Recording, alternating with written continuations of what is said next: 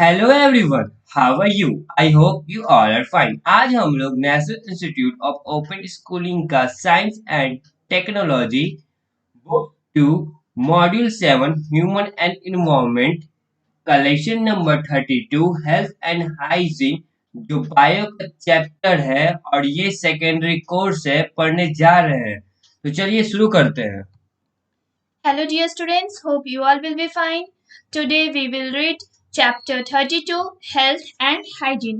So, let's start the chapter.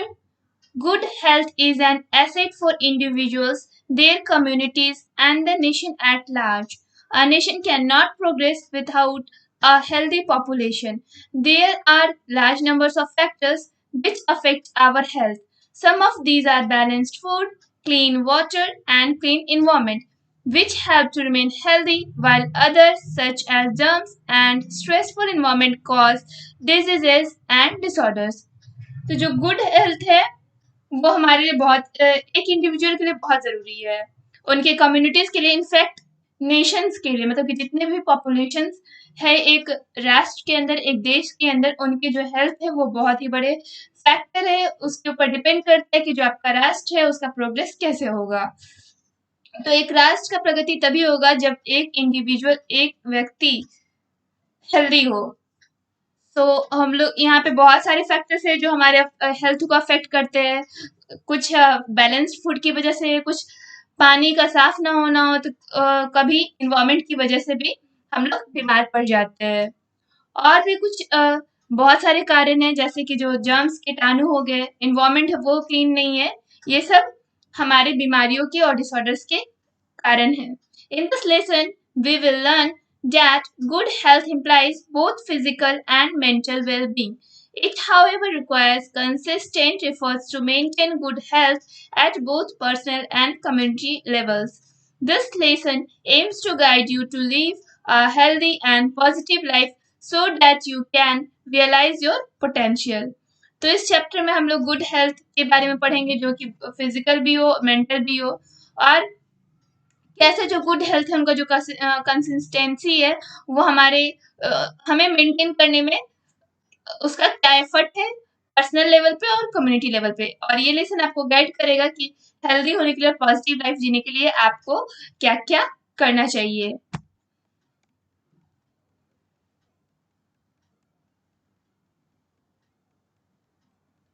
What is health and hygiene? You must be familiar with the famous saying, health is wealth. When we are healthy, we enjoy our work and live our life to the fullest. To attain good health, we need to develop certain habits. Hygiene is an integral part of healthy living and deals with cleanliness of our body and our surroundings. तो आप लोग इस प्रचलित कथा से तो वाकिफ होंगे कि जो स्वास्थ्य है वही हमारे लिए संपत्ति है। और जब हम लोग हेल्दी हैं तो हम लोग अपने लाइफ को पूरी तरह से एंजॉय करते हैं और अपने काम को भी एंजॉय करते हैं। और हमें अच्छे हेल्थ को प्राप्त करने के लिए हम लोग को कुछ अच्छी आदतें अपने अंदर डेवलप करनी चाहिए। हाइजीन है जो हेल्थ का इंटीग्रल पार्ट है, जिससे जो लिविंग बींग्स है वो साफ सफाई करे अपने बॉडी का और साथ साथ में अपने सराउंडिंग्स, अपने आसपास का। Health. What is your idea of health? Is it mere physical fitness or just absence of disease? Before proceeding further, we would like to know your definition of health. Write it down. तो health क्या है? आपका health के बारे में क्या idea है? क्या ये फिजिकल फिटनेस है या फिर डिजीज के एब्सेंस को आप हेल्थ बोलते हैं? आगे बढ़ने से पहले हम लोग ये जानना चाहेंगे कि आपका हेल्थ का डेफिनेशन क्या है। तो यहाँ पे आपका कुछ लाइंस दिए हुए हैं जो कि खाली छोड़े हुए, आपको इसमें अपने हेल्थ के डेफिनेशन को मेंशन करना है। Definition of health. According to the World Health Organization (WHO), health is a state of complete physical, mental, and social well-being, and not merely the absence of disease. It means proper functioning of the body and the mind. World Health Organization WHO के अनुसार health क्या है, इसमें आपका जो physical, mental और जो social wellbeing, आपका जो तरीका है वो आपका पूरा कंप्लीट होना चाहिए। मतलब आप फिजिकली भी ठीक हो, मेंटली भी ठीक हो और जो आप सोशली भी स्वस्थ हो, ठीक है। और यह सिर्फ डिजीज के एब्सेंस को या आप हेल्थ नहीं बोल सकते हो, आपका इसमें क्या होना चाहिए, complete physical mental and social wellbeing. Okay, it means proper functioning of the body and the mind, जो आपका बॉडी और जो माइंड है उनका जो फंक्शनिंग है, उनका जो भी वर्क है वो प्रॉपर वे में हो। People enjoying good health are more cheerful, energetic, full of life, more efficient at work and therefore more productive।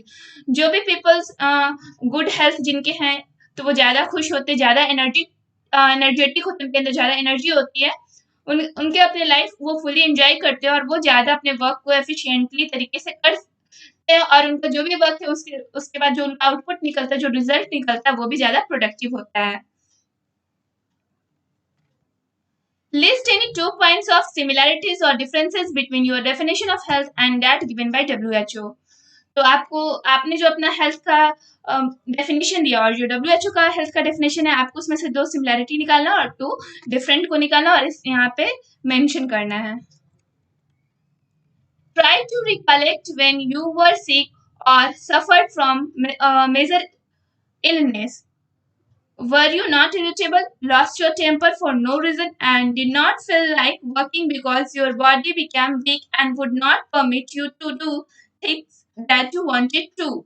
In contrast, when you are healthy, you feel happy and enthusiastic and are likely to enjoy doing the work assigned to you. How do you feel during exams? Very stressful. Stress causes rising blood pressure and leads to sleeplessness. However, some amount of stress also helps you to perform well. The 3 different dimensions of health are together referred to as health triangle as shown in figure 32.1। तो आप लोग जब भी किसी बड़ी बीमारी से सफर कर रहे हो तो आपको हमेशा इरिटेट हो जाता है, मीन्स चिड़चिड़ापन आपको रहता होगा, या फिर क्या है कि आप तुरंत अपने सहन शक्ति को खो देते हो, आप किसी भी बिना किसी बात के भी आप गुस्सा करते हो, बिना किसी बात के भी आप चिड़चिड़ापन करने लगते हो और आपको अपने काम में मन नहीं लगता है, क्योंकि आप अंदर से बहुत ही कमजोरी महसूस कर रहे होते हो और जो आपका बॉडी है और वो आपको कोई भी काम करने देना नहीं चाहता, क्योंकि वो पूरी तरह से बीमार है। और उसी के हिसाब से जब आप हेल्दी होते हो, स्वस्थ होते हो, तो आप बहुत खुश होते हो, पूरी लाइफ को एंजॉय करते हो, अपने वक्त को एंजॉय करते हो, पूरी मेहनत से आप लोग अपना जो भी काम कर रहे होते हो उसमें आप पूरा अपना एनर्जी को लगा देते हो। तो आप लोग को एग्जाम के टाइम में कैसा महसूस होता है? आप लोगों को बहुत ज्यादा स्ट्रेस फुल महसूस होता होगा, बहुत ज्यादा आपके ऊपर तनाव होता होगा, बहुत ज्यादा आपके ऊपर बर्डन होता होगा। स्ट्रेस क्या होता है? स्ट्रेस के कारण आपका बीपी हाई होता है, फिर स्लीपलेसनेस की कमी होती है, मतलब कि स्लीपलेसनेस हो जाती है। इट मीन्स क्या? इंसोम्निया। इंसोम्निया एक ऐसी बीमारी है जिसमें नींद नहीं आती है। और कभी कभी क्या होता है कि जो स्ट्रेस है वो आपको क्या करता है, कुछ स्ट्रेस है जो आपको हेल्प करता है कुछ काम को अच्छे ढंग से करने के लिए, लेकिन ज्यादा स्ट्रेस आपके लिए अच्छी नहीं है। और यहाँ पे 3 डायमेंशन दिए गए हेल्थ के बारे में, जो कि एक ट्रायंगल के रूप में आपको शो किया गया है फिगर 32.1 में। Health triangle showing 3 different dimensions of health, which is physical health, social health and mental health। Okay, signs of good health given below are some signs of physical, mental and social health। they help in assessing one state of health। तो यहाँ पे आपको एक अच्छे स्वास्थ्य के क्या चिन्ह है, क्या सिंबल है, वो आपको दिए गए, साइंस दिए गए हैं, तो आप लोग उसको देखो। Science of physical health, if you have good physical health you shall be energetic and alert. अगर आपका हेल्थ जो फिजिकली आप वेल मेंटेन हो तो आप एनर्जेटिक होगे और अलर्ट होगे, ठीक है। Have weight which is normal for your age and height, और आपका जो वेट होगा, आपका जो वजन होगा वो आपके एज और हाइट के अकॉर्डिंग नॉर्मल होगा। Have bright and shining eyes, और जो आपके आंख होंगे वो ब्राइट होंगे और शाइनिंग होंगे। Have all the body organs functioning normally and fall sick less often, तो आपका जो भी बॉडी ऑर्गन्स होगा वो नॉर्मली वर्क करेगा और आप कम से कम बीमार पड़ोगे। Have clean and clear skin, आपका स्किन होगा वो क्लीन और क्लियर होगा। Have normal growing hair of natural colour and texture, और आपका जो हेयर होगा उसका जो कलर होगा वो नॉर्मल होगा, उसका टेक्सचर नॉर्मल होगा। हैव अडरलेस ब्रीथ, और जो आपका ब्रीथ होगा, आपकी जो सांस होगी उसमें कोई भी बदबू नहीं होगा। Have good appetite and get sound sleep, और आपका जो एपेटाइट होगा वो भी अच्छा होगा और आप अच्छे से नींद ले पाओगे। Healthy individuals are active, responsive and happy and can work hard and perform well. तो जो भी हेल्दी इंडिविजुअल से जो भी स्वास्थ्य एक व्यक्ति है वो एक्टिव होंगे, रिस्पॉन्सिव होंगे, किसी भी चीज के अगेंस्ट रिस्पॉन्स करेंगे, वो हैप्पी होंगे और अपने वर्क को हार्ड तरीके से परफॉर्म कर सकेंगे, अच्छे तरीके से। Okay, science of mental health. अब एक मेंटल हेल्थ की कुछ साइंस देख लेते हैं। If you have good mental health you shall have control over your emotions. अगर आपके जो आप मेंटली वेल होंगे, मेंटली आप फिट होंगे, तो आप अपने इमोशंस पे कंट्रोल कर सकते हो। Balance feelings, desires, ambitions and ideas, और आपका जो भी फीलिंग्स होगा, डिजायर्स होगा, लक्ष्य, एम्बिशंस होगा, आइडियाज होंगे, वो बैलेंस्ड होंगे।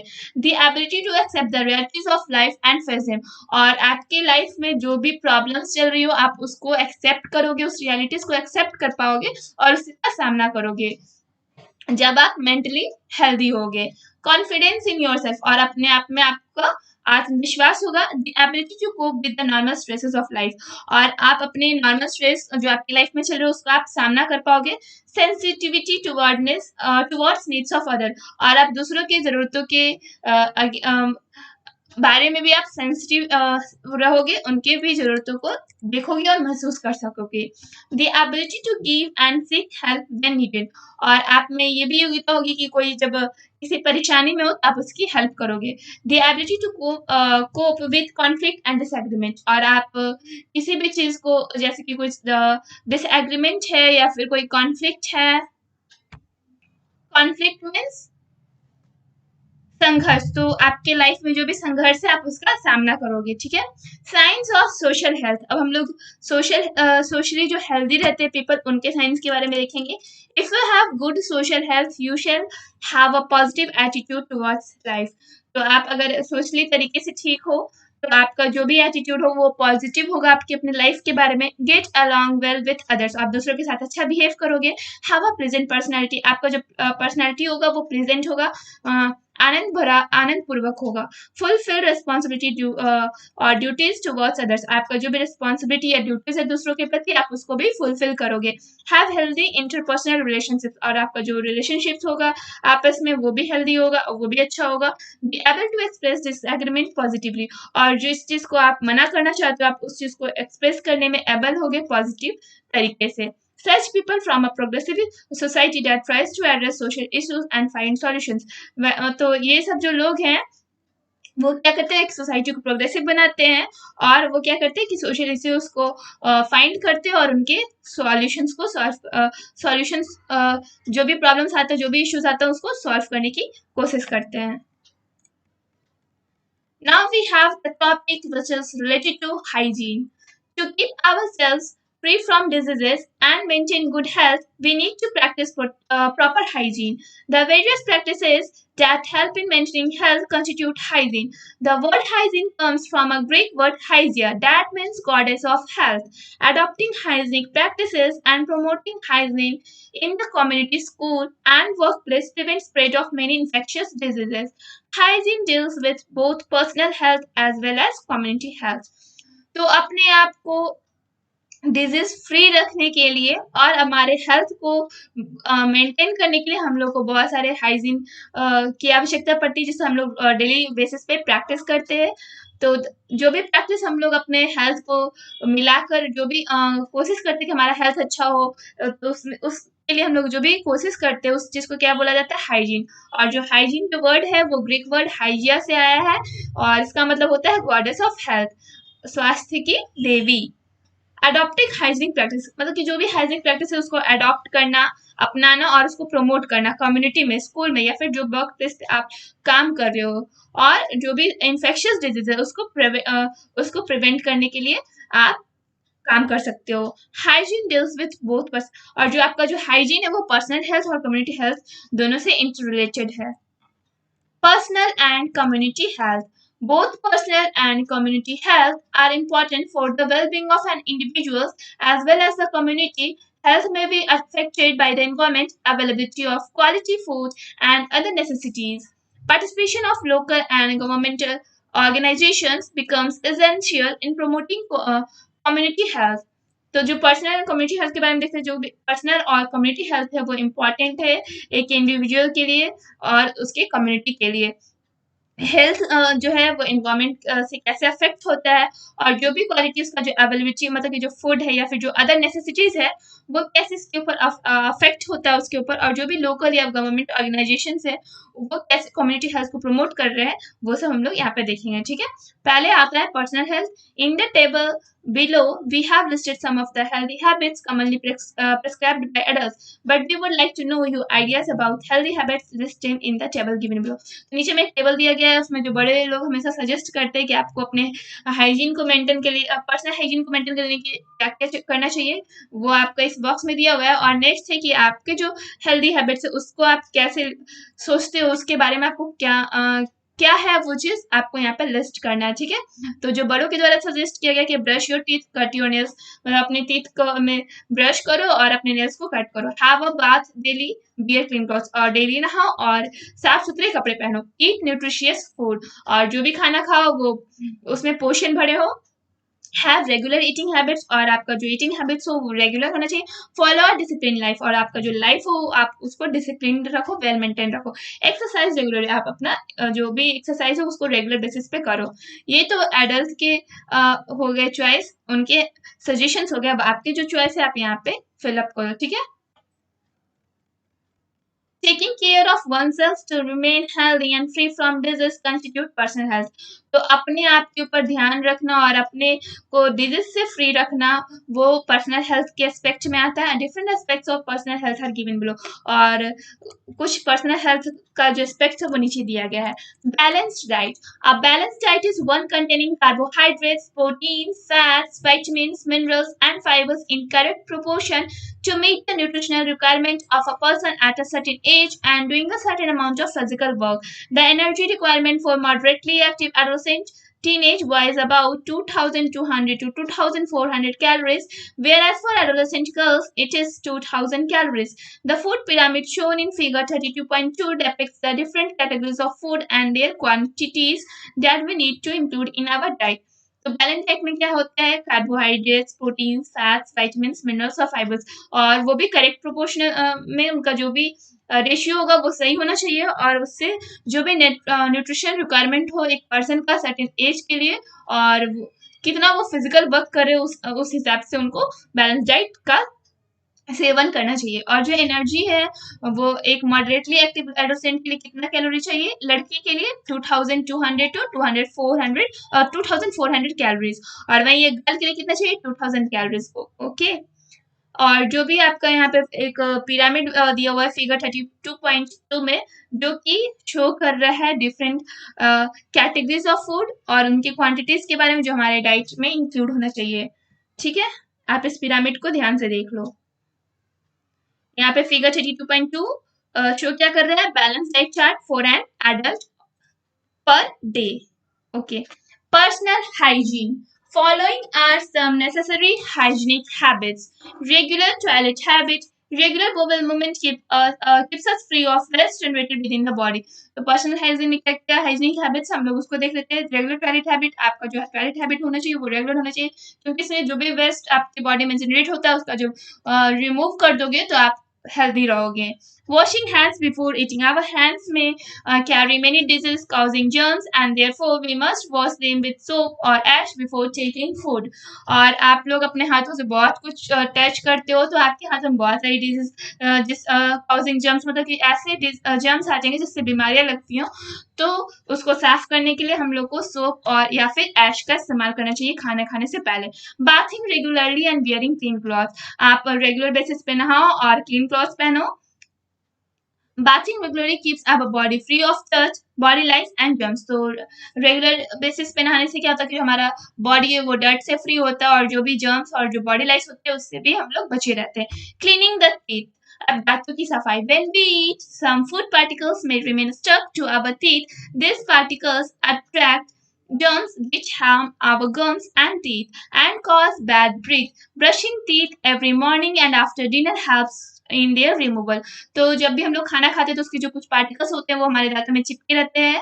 तो इस पार्टिकल्स ये जो भी पार्टिकल्स है वो जर्म्स को अपनी ओर अट्रैक्ट करते हैं जो कि हमारे गम्स और टीथ को नुकसान पहुंचा सकते हैं और हमें बैड ब्रीथ का सामना भी करना पड़ता है। जो हमारे सांसें होती है उसमें से बदबू आने लगती है। जो हम लोग अपने दांतों को हमेशा सुबह में और रात में डिनर के बाद सफाई करना चाहिए। Washing hair, cleaning eyes, ears, and nails.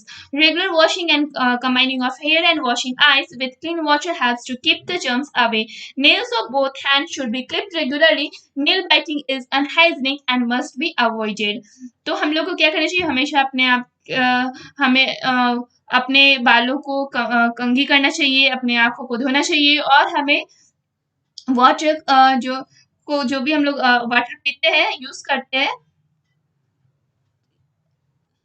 उसको भी क्लीन रखना चाहिए। हाँ सर, यहाँ पे क्या बता रहा है कि जो आपका आंख उसको जिसको धोते हैं आप अपने उसको क्लीन वाटर से धो, जो कि जर्म्स को आपकी आंखों से दूर रखता है। और जो नेल्स है दोनों हाथों को वो आपको रेगुलरली क्लिप करना मीन्स काटना है। और जो आपके जो दांतों से नाखून चबाने की जो आदत है उस चीज को आप अवॉइड करो क्योंकि ये अनहाइजीनिक होता है। इससे बहुत सारे जो जर्म्स है वो आपके माउथ के थ्रू आपके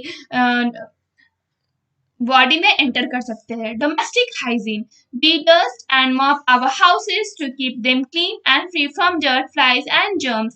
Disposal of garbage in the allotted bins ensures clean surroundings and prevents spreading of disease-causing organisms.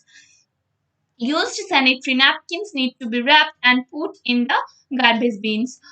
तो हम लोग को अपने घर का साफ सफाई करने के लिए हम लोग जितना भी हो उसको डस्टिंग करते हैं, उसके बाद उसमें पोछा लगाते हैं और अपने घर को बिल्कुल साफ सुथरा रखते हैं। उसमें कोई भी डर्ट इकट्ठा नहीं होने देते और ना ही कोई मक्खी और जर्म्स को एंटर करने देते हैं। तो जो भी गार्बेज हम लोग को डिस्पोज करना है उसको हम लोग को अलॉटेड बिन्स में ही डालना चाहिए, जिससे हमारे सराउंडिंग्स क्लीन रहेंगे और वहाँ पे किसी भी डिजीज कॉजिंग ऑर्गेनिज्म का ब्रीडिंग नहीं होगा। और जो भी हम लोग सैनिटरी नैपकिन्स यूज करते हैं उसको अच्छे से रैप करके उसके बाद गार्बेज बिन्स में उसको डालना चाहिए। All utensils that are used at home should be kept clean. और जो भी बर्तन आप लोग अपने घर में यूज करते हैं उसको हमेशा क्लीन रखो। Clean food and water. Before they are consumed, fruits and vegetables should be washed thoroughly in clean water to make them free from germs. तो आप जो भी फल या वेजिटेबल्स को कंज्यूम करते हो उससे पहले उसको धो लो अच्छे से, उसके बाद ताकि उसमें जितने भी जर्म्स या फिर जो भी डर्ट है वो हट जाए। In many households, it is a common practice to remove the footwear outside before entering the house. What could be the possible advantage of this practice? तो बहुत सारे घर में क्या होता है कि हम लोग देखते क्या थे कि घर में अंदर एंटर करने से पहले बहुत सारे जो लोग हैं वो अपने फुटवियर जो भी मतलब चप्पल या जूता वो यूज कर रहे हैं सैंडल, तो वो घर के बाहर ही खोल देते हैं। तो इससे इसका क्या फायदा है, इसका क्या एडवांटेज है, आप लोग को पता होना चाहिए। Water used for drinking, cooking, bathing, and washing utensils should be from a clean source such as taps, hand pumps, and covered wells set up corporations और पंचायत। जो भी आप वाटर ड्रिंकिंग, कुकिंग, बाथिंग या फिर बर्तन को धोने के लिए टेंशन्स को धोने के लिए यूज करते हो तो उसका जो सोर्स होना चाहिए वो बिल्कुल क्लीन होना चाहिए। जैसे कि वो आप नल की पानी को यूज करो, हैंड पंप के या फिर जो वेल ढका हुआ वो कवर्ड उसके पानी को यूज करो, जो कि एक कॉर्पोरेशन या पंचायत के द्वारा एस्टेब्लिश या सेटअप किए गए होंगे। Cooking with care, food should be prepared in a clean kitchen. अब आपको खाना कैसे केयर करके बनाना है ध्यान में रखते हुए, तो जो भी आप खाना बना रहे हो पहले जो किचन है वो आपको पहले साफ रखना चाहिए। While cooking food, it is important to heat it to high temperature to kill germs. और जब भी आप खाना बना रहे हो तो ये इंपॉर्टेंट होता है कि आप हाई टेम्परेचर पे खाना बनाओ, जिससे क्या होता है कि जो जर्म्स हार्मफुल होते हैं वो मर जाए, उनका डेथ हो जाए। Cooked food should be eaten fresh or recovered and stored in cool and clean place. If stored food should be kept at a low temperature using either conventional methods or in a refrigerator. जो cooked food होता है उसको क्या रखना चाहिए, उसको आप freshly जब बनाओ तो आप उसको खा लो, या फिर जब उसको ढकना है मतलब रखना है तो उसको अच्छे से आराम से कवर करो, उसके बाद उसको कूल प्लेस पे और साफ सुथरी प्लेस पे रखो। और अगर आप उसको स्टोर कर रहे हो तो आपको क्या ध्यान में रखना है कि उसको लो टेम्परेचर पे रखो, जो भी आपका कन्वेंशनल मेथड है, या फिर उसको रेफ्रिजरेटर में डालो आराम से। Exercise. Regular walking, yoga, and physical exercises and outdoor games keep the heart and circulatory system in good condition. Walking keeps the joints healthy.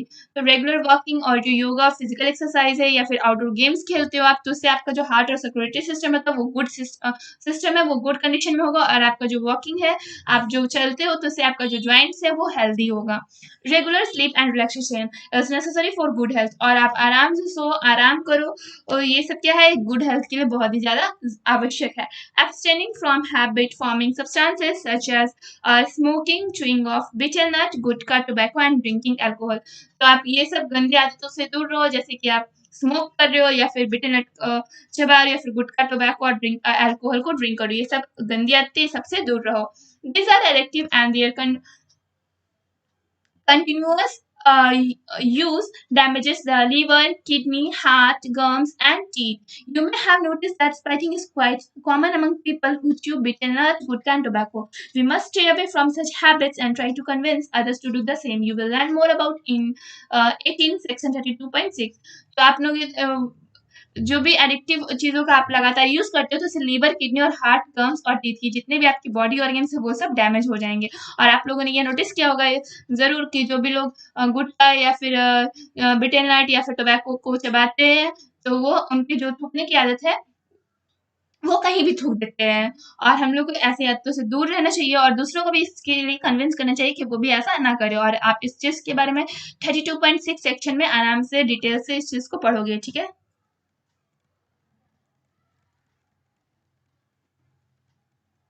Here is the in-text question 32.1. Try to solve all the questions. Community health. In the previous section, you studied some of the ways that will help you to remain healthy. However, can we remain healthy entirely by our own efforts? तो हम लोगों ने previous section में क्या पढ़ा कि healthy रखने के कुछ तरीके पढ़े। हम लोग देखेंगे कि अपन अब अपने आसपास की चीजों को हम लोग कैसे साफ रख सकते हैं, कम्युनिटी को कैसे हेल्दी रख सकते हैं हम लोग। कंसीडर द फॉलोइंग सिचुएशन, यहाँ पे कुछ सिचुएशन दिए गए। In absence of portable water, your mother collects water from a shallow hand pump in the neighbourhood. तो आपके घर में अगर पोर्टेबल वाटर की कमी हो जाए, तो आपकी जो माँ है वो पानी कहाँ से लाएंगी, तो बगैर आपके जो आस पड़ोस में जो भी हैंड पंप हो, जो वहां से लेके आएंगी। Garbage is not collected for many days. As a result, it forms a breeding ground for mosquitoes and flies, besides leading to bad odor. और जो गार्बेज है वो आसपास के आपके जो कूड़े कचरे हैं वो उसको बहुत दिन से कलेक्ट नहीं किया गया है, तो उसके रिजल्ट में क्या है कि परिणाम स्वरूप जो मच्छरे हैं वो ज्यादा ब्रीड कर रहे हैं और जो मक्खियां हैं उनका भी ब्रीड हो रहा है, और उससे क्या है कि बहुत गंदी गंदी स्मेल आने लगी है। There is an outbreak of infection disease like dengue और मलेरिया, और इससे इन्फेक्शियस डिजीज होने की पूरे चांसेस होते हैं, जैसे कि डेंगू या फिर malaria. Unsure calamity like tsunami strikes a certain part of your country. और इसमें जो कुछ नेचुरल कैलामिटी होते हैं, जैसे कि सुनामी या क्या कहते हैं, आपके बहुत सारे आपकी जो भी कंट्री के पार्ट्स हैं वहाँ पे बहुत जगह पे उसको ये जो सुनामी है वो आते रहते हैं। तो how is the health of the population in such areas affected, mention two short term and two long term effect in the space provided below। तो वहाँ के जो लोग हैं, उनको जो पॉपुलेशन है वो कैसे उस चीज से अफेक्ट करता है, आपको उस चीज को शॉर्ट टर्म दो के बारे में लिखना कि क्या उसका अफेक्ट है, और क्या लॉन्ग टर्म इफेक्ट है उसके बारे में भी दो चीज आपको 2 पॉइंट लिखना है। यहाँ पे शॉर्ट टर्म इफेक्ट्स यहाँ पे मेंशन करना है, यहाँ पे लॉन्ग टर्म इफेक्ट्स को मेंशन करना है। Community health. Community health is the practice of preventing disease and promoting health of a population through the organized efforts of society, public and private organizations, communities and individuals। तो community health क्या है कि इसमें क्या practice किया जाता है कि जो भी डिजीज है उनको उनका प्रिवेंशन करना और उस हेल्थ को प्रमोट करना पॉपुलेशन के बीच में। तो उसका क्या, तो ये सोसाइटी का इसमें ऑर्गेनाइज रूप से काम कर सकता है, और जो पब्लिक और जो प्राइवेट ऑर्गेनाइजेशन है या फिर एक इंडिविजुअल्स और एक कम्युनिटीज भी इस चीज के बारे में अवेयर कर सकता है उस पॉपुलेशन, उस एरिया में। There are various activities and programmes undertaken by the government and local organisation to maintain health of the people and keep them free from disease. तो बहुत सारे एक्टिविटीज और प्रोग्राम्स को गवर्नमेंट के द्वारा लाया गया है, जिससे लोकल ऑर्गेनाइजेशंस और जो इंडिविजुअल्स है उस चीज को क्या करते हैं, अवेयर करते हैं लोगों को और हेल्थ को मेंटेन रखने में हेल्प करते हैं। Some of this activities and programmes are listed below. इसमें से कुछ एक्टिविटीज और प्रोग्राम्स है जो उसके नीचे दिया गया है। Maintain cleanness of the villages, town, cities and localities through proper garbage disposal. तो आप अपने गाँव, शहरों और लोकेलिटीज जितने भी जगह वहाँ पे आप उसको मेंटेन साफ सफाई को मेंटेन करो, और जो गार्बेज उसको डिस्पोजल अच्छे तरह से डिस्पोज करो। Ensure that prescribe standards in food stores, meat and milk outlets are strictly followed. और आप जो भी चीजें खाने की खरीदते हो फूड स्टोर से, जैसे कि मीट हो गया, मिल्क हो गया, तो उसका जो भी उसमें आपको प्रिस्क्राइब किया रहता है इंफॉर्मेशन, मतलब कि कुछ भी प्रिस्क्राइब किया जाता है, कि बताया जाता है कि हाँ इस इंस्ट्रक्शंस को, तो वो चीज उस आउटलेट्स में स्ट्रिक्टली उस चीज को फॉलो किया गया हो। Organise health promotion and disease prevention, including immunization programs for infants and children. For instance, the National Pulse Polio program that is being run by the government. तो हेल्थ प्रमोशन को करो, जैसे कि डिजीज का prevention करो। कैसे? तो immunisation programmes रखो जिसमें बच्चों को क्या है कि टीकाकरण हो। जो नेशनल पल्स पोलियो प्रोग्राम है वो गवर्नमेंट के द्वारा चलाया जा रहा है। Various awareness programs have been undertaken against the spread of diseases of national concerns like malaria, AIDS, polio, leprosy, tuberculosis, and hepatitis B. The National Malaria Eradication Program is an example of one such program. तो बहुत तरीके से आप लोग awareness, बहुत सारे programmes के help से आप अवेयरनेस अपने चारों ओर फैला सकते हो। किसी भी डिजीज को स्प्रेड होने से आप बचा सकते हो नेशनल तरीके पे, जैसे कि जो मलेरिया है, एड्स है, पोलियो है, लेप्रोसी है, ट्यूबरक्लोसिस और हेपेटाइटिस बी है। आप इन सबको रोक सकते हो, इस डिजीज को। इसके लिए आपको अवेयरनेस फैलाने की जरूरत है। और एक नेशनल मलेरिया एरेडिकेशन प्रोग्राम वैसे एक प्रोग्राम का हिस्सा है, उसका एक एग्जाम्पल है। Organise mid day meals in schools to provide adequate nourishment to growing children. और आप गवर्नमेंट स्कूल में मिड डे मील्स को ऑर्गेनाइज किया गया है, जिसमें जो बच्चे हैं उनको एडिक्वेट नरिशमेंट प्रोवाइड करवाया जा सके। Set up hospitals and dispensaries to provide medical facilities to the general public either free of cost और एट हाईली सब्सिडाइज्ड रेट्स। तो हॉस्पिटल्स और जो डिस्पेंसरीज है उसमें मेडिकल फैसिलिटीज को प्रोवाइड करवाया गया है जनरल पब्लिक के लिए, या तो वो फ्री ऑफ कॉस्ट है या फिर बहुत ही कम रेट सब्सिडाइज्ड रेट पे है। Some of the activities undertaken by a community health center as shown in figure 32.3। यहाँ पे आपको हेल्थ 32.3 में आपको कुछ पिक्चर्स शो कर रहा है, जिसमें आपको कम्युनिटी हेल्थ के अकॉर्डिंग आपको यहाँ पे कैसे कम्युनिटी हेल्थ को आप फैला सकते हो, इस चीज के बारे में आपको शो किया गया है। How can we keep our environment clean? हम लोग अपने एनवायरमेंट को क्लीन कैसे रख सकते हैं? To keep the environment clean we need to keep our house clean, keep our neighbourhood clean. An effective drainage system is essential as stagnant water allows breeding of mosquitoes.